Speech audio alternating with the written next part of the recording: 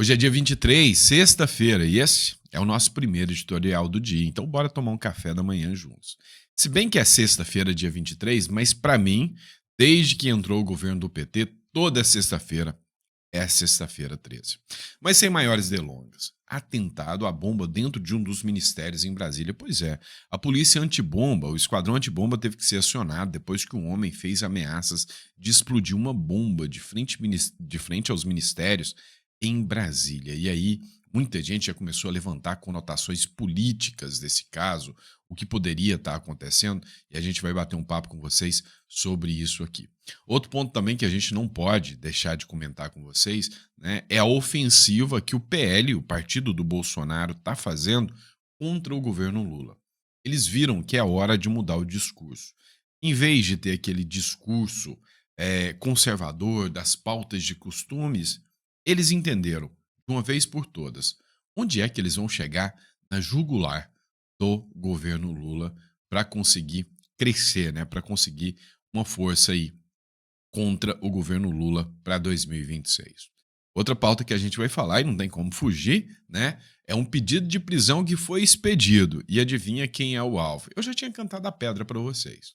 E detalhe, lembra do Eduardo Bolsonaro? Pois é, já tem data para o homem voltar para o Brasil, segundo Valdemar da Costa Neto, líder do PL. Enfim, também vamos tentar ainda nesse editorial mostrar uma derrota gigantesca, uma verdadeira humilhação para o governo Lula, que anunciou a toque de caixa um aumento de imposto. E aí, mas foi tão feio, mas tão feio, que ele teve que recuar. É algo que, para ele, Nicolas Ferreira, voltar e fazer mais um videozinho tipo o Pix, que pegou muita gente de surpresa, incomodou muita gente, principalmente o setor da indústria, e vai incomodar os mais pobres também. Aumento do IOF. Vamos falar sobre isso? Então, antes de mais nada, não se esqueça de se inscrever no canal, curtir, compartilhar e bora pra cima, tá? Lembrando que a gente tem a meta aí de alcançar 2 milhões de seguidores até o meio do ano. A gente consegue, eu sei que a gente tem força suficiente para isso. E só lembrando, pessoal, as informações que a gente traz são informações pautadas, informações sempre verificadas, tá? Para não te colocar em risco. Já imaginou você compartilhando um conteúdo nosso aqui e tem uma fake news, aí vem, né, o Alexandre de Moraes atrás de você, ou vem o Flávio Dino? Pois é, aqui você não vai ter esse risco, porque todas as informações que a gente traz no canal sempre são, citando a fonte, sempre é com a verificação dos fatos, tá bom? Então, bora pra cima, que eu sei que você tá aqui pra ver matéria, e não é pra conversa fiada, não. Bora pra cima. Pessoal, olha só essa informação aqui. Parece que o brasileiro, literalmente, né, tá com a sanidade mental absolutamente abalada. Suspeita de bomba em frente ao ministério mobiliza a polícia em Brasília. O esquadrão de bombas foi acionado e atua no local. Foi de frente ao Ministério do Desenvolvimento o momento em que, vou colocar as imagens aqui para você, o momento em que um homem, com uma criança, com uma mulher, estava anunciando que tinha um artefato explosivo e o esquadrão antibomba teve que ser acionado. Ele chegou a explodir, né, um artefato logo de frente ao ministério e disse que tinha uma bomba grande que ia, se explodir sua própria família, sua filha, sua esposa, ali de frente ao ministério. Imediatamente, algumas pessoas já começaram a acender o alerta se isso tinha alguma conotação política.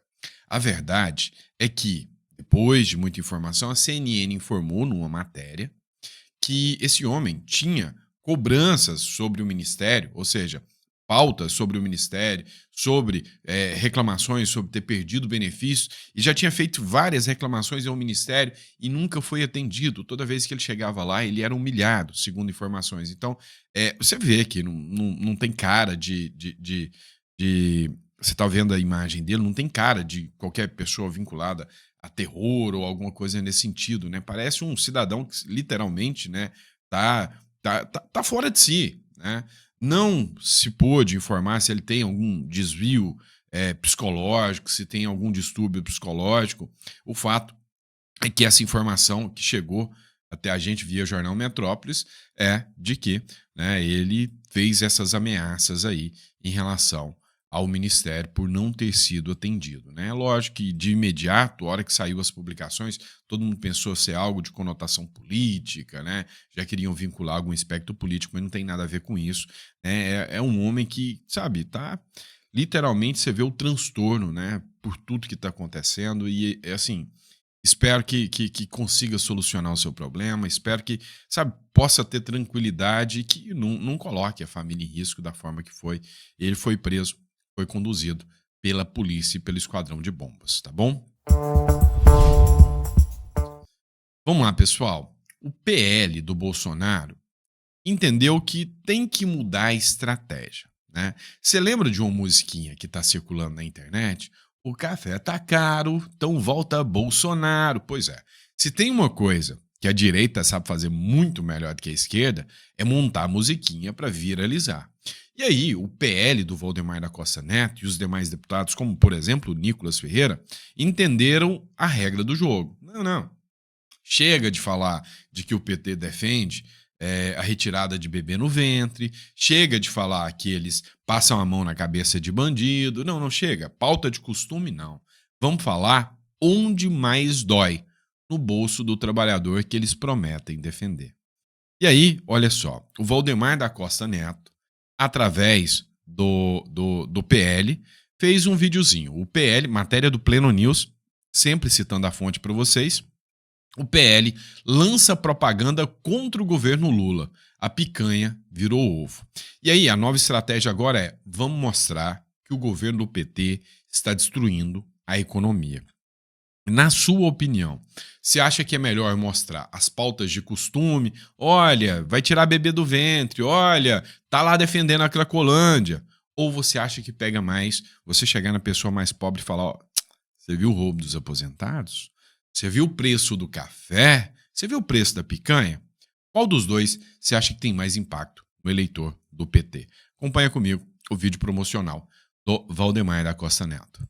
Para o PL, o slogan do governo federal deveria ser inflação para todos. Esse governo que está aí faz a inflação chegar aonde ela nunca chegou. Aqui no supermercado e na mesa do povo brasileiro. Na eleição, prometeram fartura com picanha e cerveja. Não deram e ainda estão tirando o ovo e o café da mesa de muita gente. Que decepção! Esse governo deixou tudo caro. E se está tudo caro, que saudades do Bolsonaro. E aí, o que vocês acharam da apresentação aqui do Valdemar da Costa Neto? Pois é, eles mudaram o foco aqui. E aí vem a Globo News para dar uma ajuda. Gente, será que a Globo News cansou do Lula? Não sei. A Globo News vem e solta uma matéria. No dia que o PL lança, né, essa campanha, vem a Globo News e solta essa aqui. Consumo de café no Brasil despenca. O preço subiu mais de 80% desde 2024. Globo News. O consumo do café no Brasil caiu quase 16% em abril deste ano, na comparação com o mesmo mês de 2024. É o que aponta um levantamento da Associação Brasileira da Indústria de Café, divulgado dessa quinta, desde 2024. Não me esqueça que já tivemos 2023. Então, desde o governo Bolsonaro, será que já passou dos 100%? Ah, eu acredito que sim. E eles ainda dizem que a inflação é só 6%, né? Eu não acredito, não. E agora eu fiquei até preocupado, né? Porque eu disse que eu vim aqui tomar café na sua casa, daqui a pouco você manda o pé no meu traseiro aqui e fala pra mim, não vim cá filar café na sua casa mais, porque tá caro, né? Daqui a pouco você não me aceita entrar aqui no primeiro editorial mais, tá? Brincadeira. Vamos lá, pessoal. Vou mostrar pra vocês o manual de como perder a sua reputação em instantes. Você sabe que o governo Lula é meio biruleibe, né? Quando vai planejar ali suas medidas. Ele é ruim mesmo, né? Para poder fazer os seus anúncios. Faz anúncio de que vai dar isenção do imposto de renda e não dá conta. Aí vem, faz o anúncio do Pix, vem o Nicolas Ferreira e vral, pum. A onda é aquela. Vem a questão da fraude do INSS e vral, mais um escândalo do governo Lula. E aí parece, mas só parece, que o Haddad tá jogando no time contra. Depois da série o Pix, vem a série o IOF. Ah não, vamos colocar o IOF, o coitado do brasileiro não sabe nem o que é o imposto sobre operações financeiras. Ainda bem que eu sou tributarista, né? Para contar para vocês. O que aconteceu? O governo, ele começa a entender que o gasto está tão desenfreado e que um anúncio é que a partir de 2027 o Brasil vai entrar em colapso. Só que eles imaginaram que essa informação só ia surgir lá em 2027. Não. Agora, o Oineg, o Andreasa, tá todo mundo falando que o Brasil vai quebrar em 2027. Começou antes. Então, eles resolveram bloquear do orçamento, ou seja, reduzir um pouquinho dos gastos, que é um bom sinal. 31 bilhões no orçamento. Mas aí, para aumentar 20 milhões no seu bolso, o que os geniais resolvem fazer? Aumentar mais imposto. E o problema é que não é só aumentar imposto assim de uma maneira qualquer. Os caras resolvem, porque o IOF é 1,45, eu não lembro a alíquota certa. Sei que vai passar para 3 ponto tanto, quase triplicar do dia para a noite. De repente, você acorda, você é cara aí do comércio, né, da indústria, acorda, no outro dia, hora que você abre os olhos, impostos sobre operações financeiras, crédito de banco, né, e o juro já tá caro pra caramba. Vamos aumentar um imposto em cima do empréstimo, né? O que acontece? Os caras acordam, era 1 e pouquinho, de repente 3 e tanto. Uau! Aumentou o imposto de uma hora para outra. Você acha que a sociedade não vai revidar? E revidou. Olha só o que a Marina Helena colocou aqui. Ó. O Ministério da Fazenda tomou uma decisão que afeta todo o mercado financeiro e diz que não falou com o Banco Central. Decidiu impor um controle cambial no país via IOF e não falou com o Banco Central. Haddad conseguiu superar o Manteiga e ser o pior ministro da Fazenda do Brasil. E aí tem aqui um anúncio do Fernando Haddad, né, sobre as medidas fiscais anunciadas, esclarece que nenhuma delas foi negociada com o Banco Central.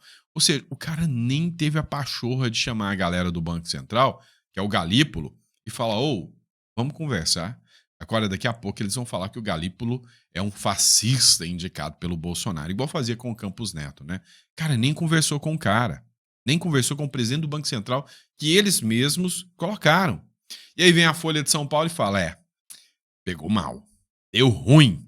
O governo Lula faz reunião de emergência e vai rever parte das medidas do IOF. Teve que abaixar, deu muito ruim. A pressão popular está pesando demais no colo desse governo, está pesando demais, inclusive, contra o Congresso. As redes sociais estão tendo uma mobilização e sabe, aquele negócio de, é Bolsonaro, é Lula, está diminuindo nas redes sociais para criticar o Lula. Teve um monte de influenciador que lá em 2022 estava lá, faz o L, e hoje estava reclamando do aumento do imposto do dia para a noite, ou seja, gente que não é bolsonarista. E aí a Marina Helena veio cá e falou, olha, vou dar para vocês uma aula de como perder a reputação. O Haddad voltou atrás em poucas horas da medida de controle de capitais, escancarando o absurdo da decisão. Custava ter, abre aspas, diálogo e avaliação técnica antes, a memória da canetada que podem adotar a qualquer momento fica. O que eu estou tentando explicar para vocês, meu amigo? Olha, vocês devem saber que o meu escritório é especializado em holding familiar, offshore, planejamento sucessório. Já tem um anúncio há muito tempo de que o governo Lula quer controlar o dinheiro para que você não mande para fora.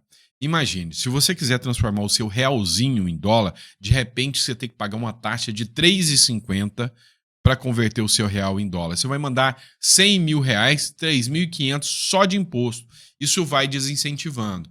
Mas se o cara acorda hoje, ele vai dormir com a taxa a 1, amanhã ele acorda a 3, depois amanhã ele vai dormir a 3, de repente é 15. Vocês entenderam o perigo disso? Então, quem tem a intenção de dolarizar, criar uma holding offshore, pega a visão e está chegando um momento que o governo mostrou muito bem a que veio, né? E aí, próxima matéria, vamos falar da nossa novela preferida? Bora falar sobre Alexandre de Moraes e Donald Trump? Bora pra cima. Pessoal, o negócio é o seguinte, tem muita gente falando que sanção não dá em nada, não adianta nada sancionar o Alexandre de Moraes. Tem muita gente falando isso. Olha, isso não vai dar em nada, não. Olha, não é bem assim.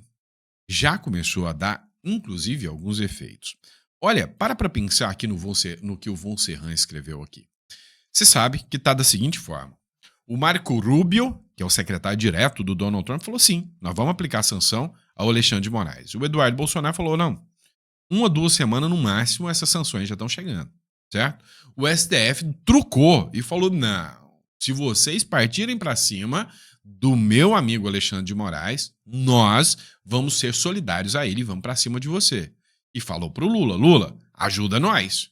O Lula veio e falou, nós daremos respostas duríssimas na diplomacia dos Estados Unidos se eles sancionarem o Moraes. Foi isso que aconteceu. Detalhe, o Lula, os Estados Unidos trucou, o STF gritou 6 e os Estados Unidos gritou 9. Falou, então vou sancionar as esposas de vocês que têm escritório de advocacia. E detalhe, posso fiscalizar quem são os clientes dos escritórios de advocacia de vocês. Rapaz, você não tem noção do rebuliço que isso é para um escritório de advocacia. Eu sou advogado. Imagina sair na mídia inteira e falar, Sandro, todos os seus clientes vão ser monitorados pelos Estados Unidos para te sancionar. E vai ter de cliente pulando fora. Von Serran escreveu o seguinte. O recado da matéria de Paulo Capelli não foi direcionado para o ministro Alexandre de Moraes. Eu não chamo de chefes, eu não entro nessas biruleibagens não, tá? Não foi direcionado para o Alexandre de Moraes. Não falo porque eu tenho medo mesmo.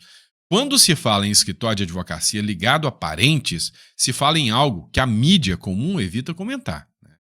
Sabem disso. O lance será em estágios e começa pela perda do visto. Os que estão ao redor serão testados. O que ele está dizendo aqui?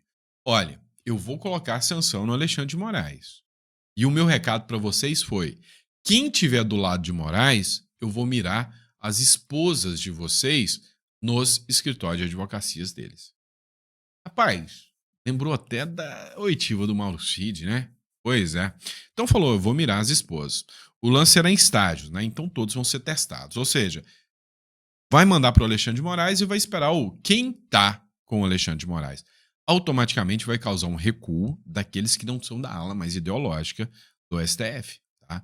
Duvido muito que Fux, duvido muito que até Carmen Lúcia, duvido muito que esses vão encampar aqui um ataque contra o STF. Nem o Barroso, eu acho que o Barroso vai recuar. O Barroso já estava até falando em pegar uma embaixada lá na Europa, né?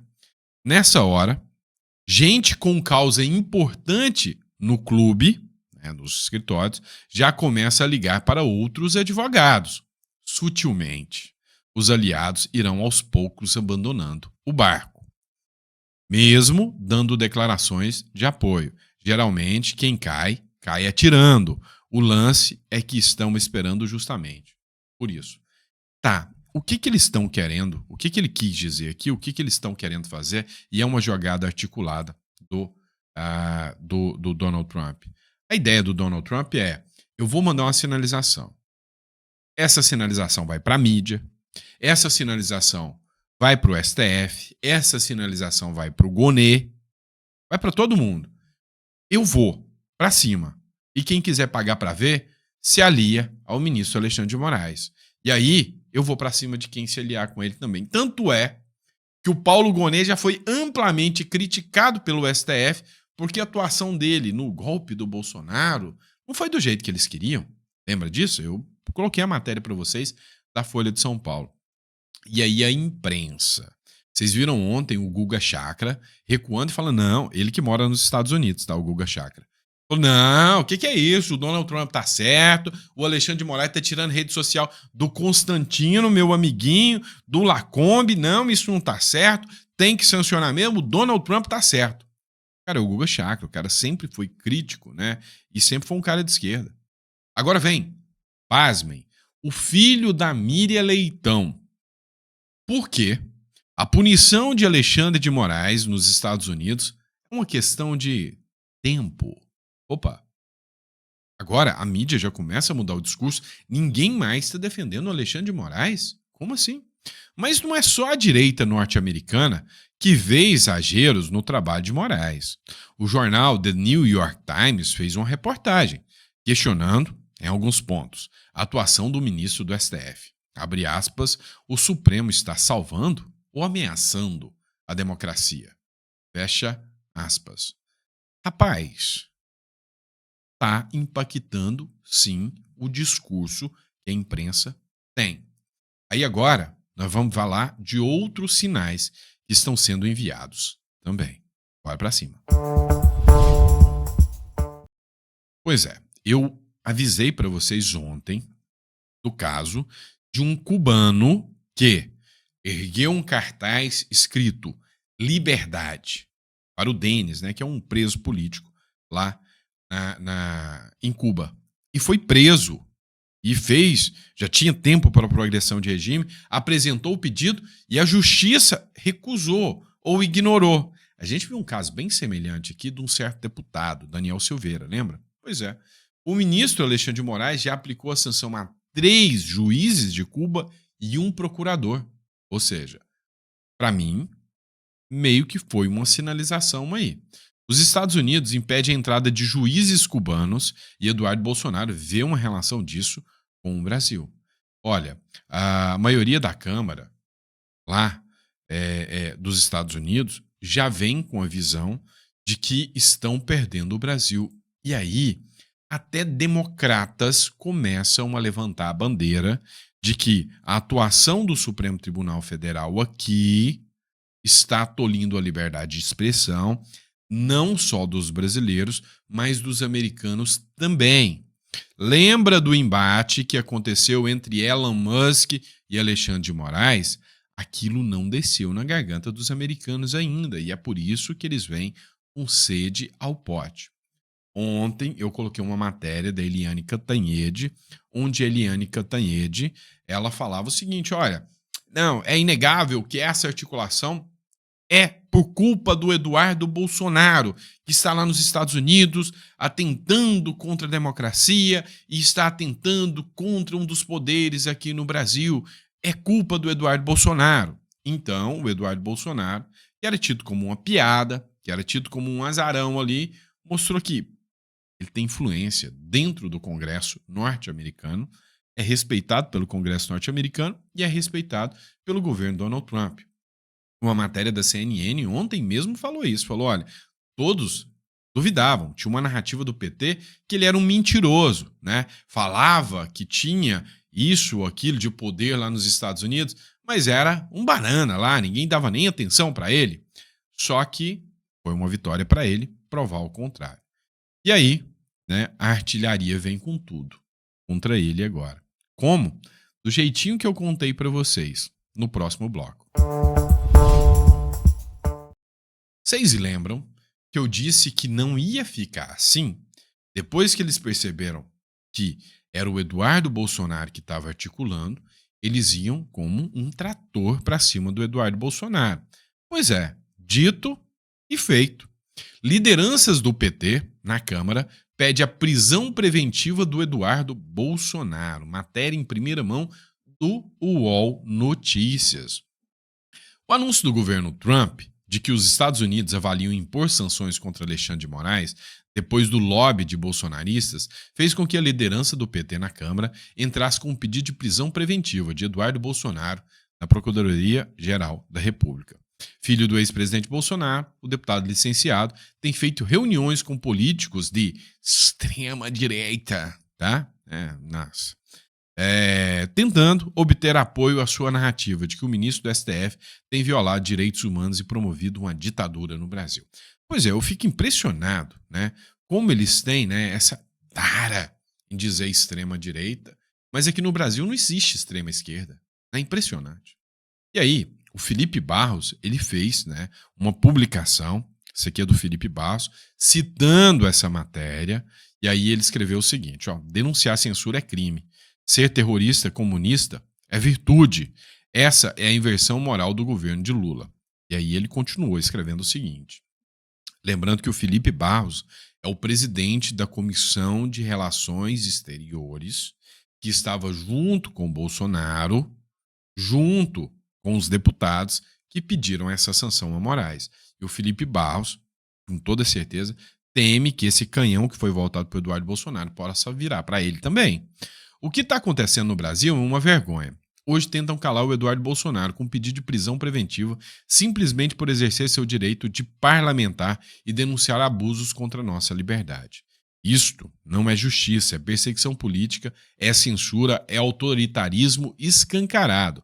Quando um deputado federal é ameaçado de prisão por suas opiniões, quem está sendo atacado é a própria democracia. Eu não vou me calar. E deixo bem claro, quem defende o Brasil, quem levanta a voz contra o sistema podre não está sozinho. Se hoje o Eduardo, amanhã pode ser qualquer um de nós. Comente não a perseguição e compartilhe essa mensagem. Então, se vocês puderem compartilhar aqui através do canal, tá? Eu te agradeço você poder mandar para mais pessoas. Mas, literalmente, é essa a situação que nós estamos vendo. Um pedido de prisão do Eduardo Bolsonaro sobre, né, as denúncias que ele está fazendo. Mas, por incrível que pareça, né, o Eduardo Bolsonaro ontem foi convidado pela CNN para falar sobre as sanções, né? E ele estava lá com outro parlamentar do PT, do Chico Alencar, tá? E aí eu vou colocar no próximo bloco para vocês esse trecho da CNN, onde ele especifica, né, um pouco mais sobre as sanções. Pois é, pessoal, o Eduardo Bolsonaro, ele teve, né, num programa da CNN, onde ele falou sobre as sanções ao ministro Alexandre de Moraes. Teve um trecho até que ele ironizou, né? Falou o seguinte, ó, ele não vai poder mais fazer compras no Magazine Luiza e nem uma blusinha da Shein. Dá uma olhada nesse trecho, onde o Eduardo Bolsonaro especifica um pouco como que funciona aqui a questão das sanções, né, que estão sendo aplicadas, né, a ministros do Supremo, em especial o ministro Alexandre de Moraes. Deputado Eduardo, qual a consequência para o Brasil caso um ministro da Suprema Corte do país receba sanções dos Estados Unidos? O deputado Chico Alencar acabou de expressar a sua ignorância quando ele diz que o Alexandre de Moraes vai ter bens bloqueados e o visto perdido. Não é apenas isso. Alexandre de Moraes não vai sequer poder fazer uma comprinha na Magazine Luiza ou uma blusinha da Shein, porque o pagamento disso daí é feito através de cartões de crédito de bandeira, principalmente norte-americana, como a Mastercard, Visa ou American Express. Ele vai ser impedido de abrir contas em banco. E qualquer pessoa que se relacione com Alexandre de Moraes também ficará à mercê de receber essas mesmas punições. Então não é algo tão simples assim. E além disso, como matérias dos jornais já dão conta, né, outras pessoas estão em análise, como por exemplo a esposa dele, que ficou milionária com um escritório de advocacia após o ministro Alexandre de Moraes se tornar membro da Suprema Corte Nacional. Então tudo isso aí está no meio desse jogo. Os Estados Unidos não estão apenas sancionando Alexandre de Moraes, eles estão sancionando e vão ficar observando para ver a reação das autoridades. Então o meu conselho a todas as autoridades de Brasília é: não se metam. Essa é uma guerra particular do Alexandre de Moraes. Ele matou Clesão, ele está puxando as fileiras para condenar uma pessoa que escreveu Perdeu o Mané de Batom a 14 anos de cadeia, né? Eu sou o cara que ataca as instituições, que estou defendendo a soltura de Iracema Nagashi, tratada como terrorista, condenada a 14 anos de cadeia, porque estava, né, foi flagrada dentro de um dos prédios da Praça dos Três Poderes no 8 de janeiro. É sério isso mesmo? Eu sou o cara que está defendendo uma ditadura, porque eu quero a soltura de Daniel Silveira, preso há mais de 8 anos de cadeia, porque fez um vídeo falando palavras feias para a Suprema Corte. O meu trabalho aqui é resgatar a democracia brasileira. E eu tenho certeza, Chico, que o meu eleitor me apoia aqui maciçamente. Eu sou muito mais importante hoje do que um deputado federal no Brasil, porque no Brasil não existem mais instrumentos para lutar contra essa ditadura. Está ocorrendo um jogo de cartas marcadas, onde eles vão condenar Jair Bolsonaro, não porque ele é criminoso, porque eles sabem que não é. O inquérito da fake news está aberto desde 2019, não encontra um fio de cabelo contra meu pai. Está inelegível porque se encontrou com o embaixador, porque ele fez um discurso do carro de som sem dinheiro público e, portanto, é necessário, nesse momento, esses remédios diplomáticos, essas sanções contra o Alexandre de Moraes e todos os quadrilheiros que estejam junto com eles nessa cruzada contra os direitos humanos. Okay. Para que a gente não chegue amanhã e sofra sanções ainda piores, aí sim para o povo brasileiro inteiro, né? Porque muitos tentam, para finalizar, muitos tentam confundir, falando que eu estou trabalhando aqui para ter sanções contra os brasileiros. Negativo. Eu quero sancionar Alexandre de Moraes, que é o maior violador de direitos humanos que a minha geração já viu no Brasil. E aí entra um ponto interessante. A narrativa que foi exposta é de que há, né, sem sombra de dúvidas, um atentado contra a democracia por parte do Alexandre de Moraes e todos aqueles que defendem essas sanções contra o ministro Alexandre de Moraes. Há uma manifestação do Jeffrey Chikini, onde ele cita aqui a matéria do Metrópolis, de que Lula orienta o Itamaraty a reagir com firmeza à ameaça a Trump e Moraes, e essa reação não será contra, né, o Donald Trump diretamente. Ele vai, óbvio, tentar calar todo mundo que está demonstrando esse assunto, falando sobre esse assunto, inclusive defendendo esse assunto. O Jeffrey Cecchini, ele fez a seguinte análise. Estão tentando emplacar uma narrativa, né, de que há uma tentativa de violação à soberania do Estado. Olha o que ele fala. É importante que todos saibam disso. Não está havendo uma interferência na soberania. Eu estou vendo muita gente da esquerda com esse argumento, que nós, da direita, estamos pedindo para que os Estados Unidos intervenha no nosso país, na nossa legislação. Nada disso. Acontece que o Brasil se comprometeu em tratados e convenções internacionais a respeitar os direitos humanos. O Brasil é signatário de tratados e convenções internacionais no Ocidente, que devem respeitar direitos humanos. E o que está nitidamente acontecendo é que o Brasil está descumprindo tratados e convenções internacionais que se comprometeu a cumprir. Os Estados Unidos estão certíssimos.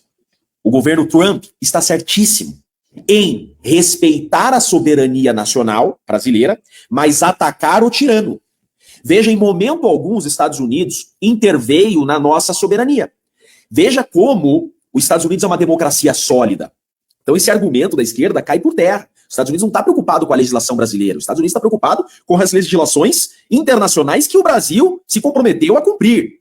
O governo Trump, no seu CPF, Donald Trump, ele entra com uma ação no CPF do Alexandre de Moraes. É CPF para CPF. O Trump não utilizou o seu mandato e o governo americano contra o Alexandre de Moraes ou contra a soberania brasileira.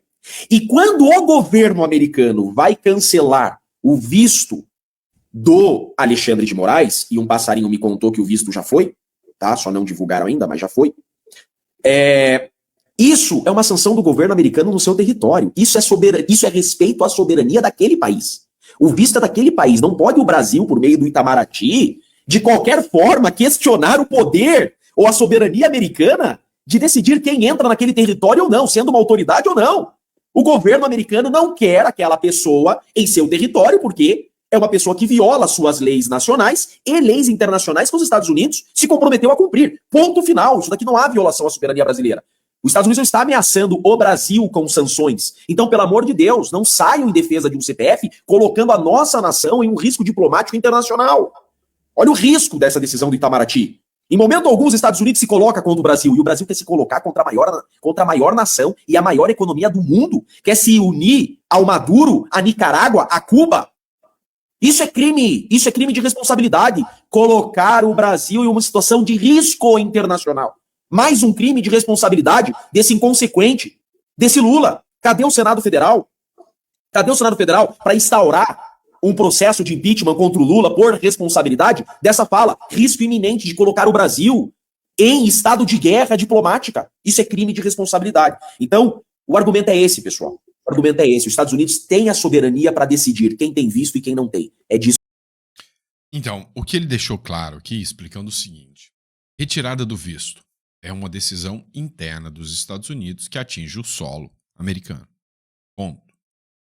Sanções econômicas é uma decisão que busca apreender bens e produtos no governo americano, no espaço interno americano. Porém, como há a atividade vinculada ao solo americano, inclusive de instituições bancárias fora do Brasil, que usam o sistema SWIFT, isso interferiria de forma global, de maneira global, além do que países aliados podem assumir a mesma postura do que os Estados Unidos, e muitos países aliados têm acordos de cooperação que respeitam e reconhecem a Global Magnitsky Act, né, ou seja, a Lei Magnitsky, como, né, parte integrante de tratados e acordos. Ou seja, se a pessoa é sancionada pela Lei Magnitsky e ela vai, por exemplo, para a Europa, pode ser que esses países europeus, né, também apliquem as mesmas sanções. E tudo começa com o primeiro passo.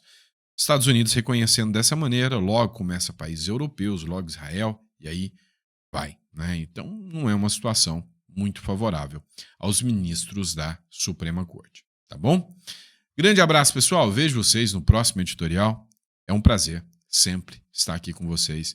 E eu vou parar de falar que eu tô vindo tomar café, porque o café tá caro, tá bem caro, tá? Abraço. Amanhã eu venho, mas faz pelo menos um chazinho, tá? Pra me recepcionar às 9 horas da manhã aí na sua casa. Abraço.